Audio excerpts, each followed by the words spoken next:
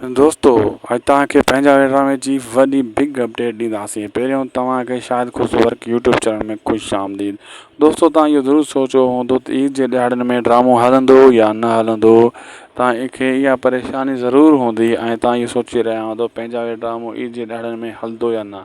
इहा सॼी कहाणी तव्हांखे ॿुधाईंदासीं नंढड़े वीडियो में, हिन खे आख़िर ताईं ॾिसंदा थी सघे त असांजे यूट्यूब चैनल खे ज़रूरु सब्सक्राइब लाइक शेयर कंदा। हलूं था जी ख़ासि अपडेट जी तरफ़। दोस्तों ड्रामो बिल्कुलु हलंदो, छो त 3 ॾियारा ईद जा आहिनि, उन्हनि में 2 ॾियारा ड्रामो 3 ॾियारा मुंहिंजे ख़्याल में अॼु राति ड्रामो ईंदो, लेकिन 3 ॾियारा जेका आहिनि उन्हनि में ईद जो मथां कोई मज़ाकिया ड्रामो, फनी ड्रामो, बकरा ईद जा ड्रामा जेका हलंदा आहिनि मथां को अहिड़ो ड्रामो हलायो वञे ऐं पोइ जेको आहे तव्हांखे फनी कॉमेडी वारा ड्रामा ॾिसण वटां मिलंदा ईद जा 3 ॾियारा जेका आहिनि इन्हनि में।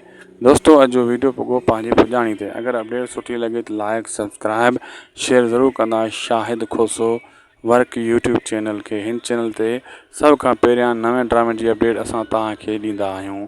जी हाँ दोस्तों।